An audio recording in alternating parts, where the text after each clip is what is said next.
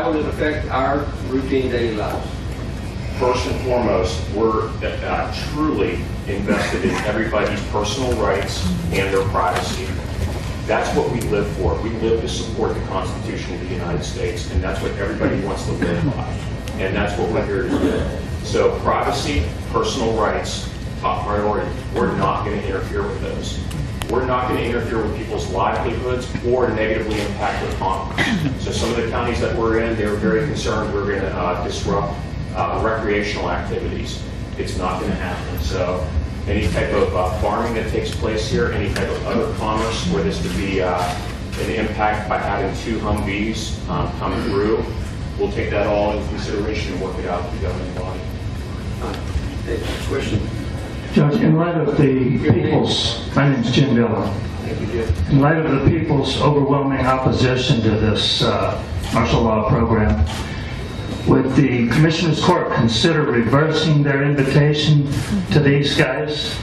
And would the court be offended if I told the Colonel that I didn't believe a single word that he just said?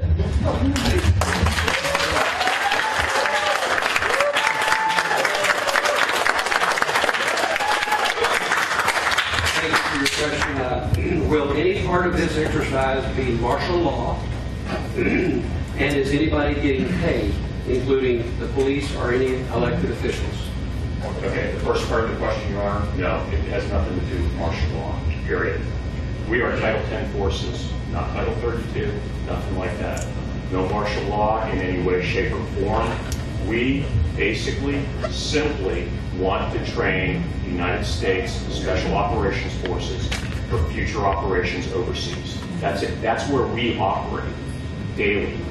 Even right now, while we're all standing here, there are guys putting everything they've got into it against an enemy that is very determined to rid us off of this plan.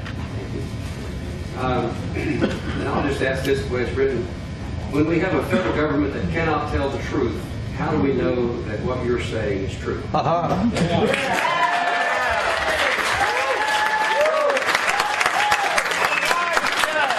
Shut it down. Just ask everybody not to mix apples and pumpkins. Okay, let's do it that way. This institution right here has been around for over 240 years.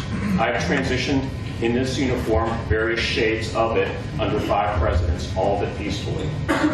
You may have issues with the federal government. You may have issues with the administration. So be it. Okay? But this institution right here has been with you for over 240 years. Period. I like that. And my question is, I want you to address reseeding this and cutting it out and not bring it back by any other name that your strategist may find in this dictionary that has anything to say that it is a preparation for martial law. Yes, because it is not a preparation for martial law, sir. That's what you say. Thank you. Thank you for that succinct answer. Colonel, you said that this is a training military exercise, and this training entails unconventional warfare, which is guerrilla warfare training, which includes PSYOPs, psychological operations, which is a weapon. Psychological warfare is a weapon. And it appears that the PSYOPs are taking place right now. And psychological operations, being psychological warfare, that would be a weapon being used against citizens if you're talking about believing in, obtaining information, and all that sort of stuff. How do you respond to that, sir? One, there's not a PSYOP campaign going on associated with that. This is an information brief. And that has nothing to do with the private citizens in Jasper County. So I wish you'd clarify the question because it sounded more like a statement in the end. The question is psychological, psychological operations, is it considered psychological warfare? Is it considered weaponry in your Army training?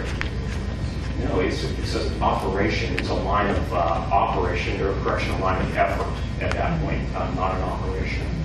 It's just the way that the effects are masked differently.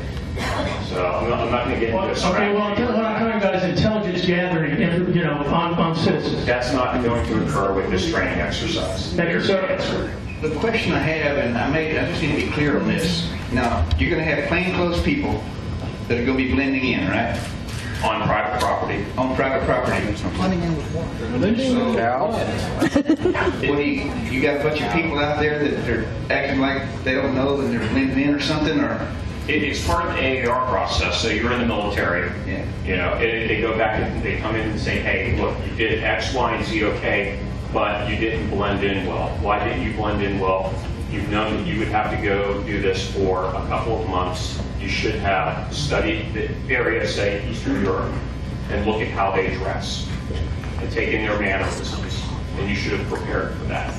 Okay, so you can guarantee us that I won't have to worry about the guy standing next to me being some kind of covert operation, got to gather information that they'll come in later and pick everybody up? No, that's Okay. Thank you for your question. The gentleman here in the second row, the black shirt. Sir, yes, sir. Everybody really, truly wants this to be something that it's not, and they're not embracing it. They really want this to be a greater conspiracy. And in reality, all we want to do is make sure that our guys are trained for combat overseas. That's it. The same kind of excuses Hitler used to take hold of Germany, too. My name is Daniel Duclue, and I'm a resident of Bastrop, Texas. I grew up here and got a rich family military history, so thank you for your service. You said the Department of Homeland Security was not involved. However, they are a cabinet position. It's under the jurisdiction of the president, and you are also under the jurisdiction of the president. So under the Bush administration, there's a document created which is part of a bigger idea, but it was called Right-Wing Extremism, Current Economic and Political Climate Fueling Resurgent and Radicalization and Recruitment. And I won't get too much into that. However, it talks about gun owners, Christians, veterans, people that believe in the Constitution. In fact, when I look around in this room, a lot of people that are represented in this room are in that document. And so it seems to me that it's maybe kind of a slight conflict of interest that the government would be here in Texas in a place where people believe in the Constitution, where there are a lot of Christians, and if you're not a Christian, you're still allowed to practice your religion, and we respect that. And a lot of people that are proud to be gun owners. And so to see a big military buildup here, to me, I think those kind of people that pay attention and look at the documents the government puts out on right-wing extremism under the Bush administration, but we've got a new president that, I'm not going to go any further on that. But so I'm curious, and I'm no George Bush fan, but I'm curious.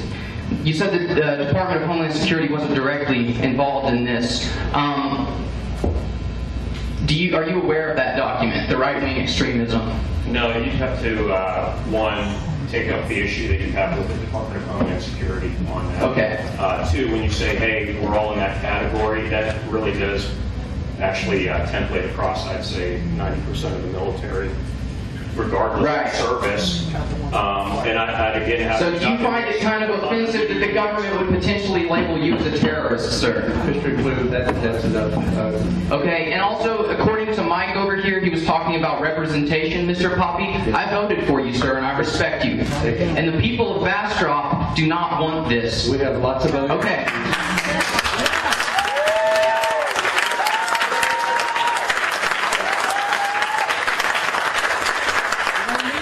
But I do have another question. You brought up the fact that you believe in supporting the Constitution. Why aren't you doing this job in Washington, D.C., where they don't believe in the Constitution instead of here?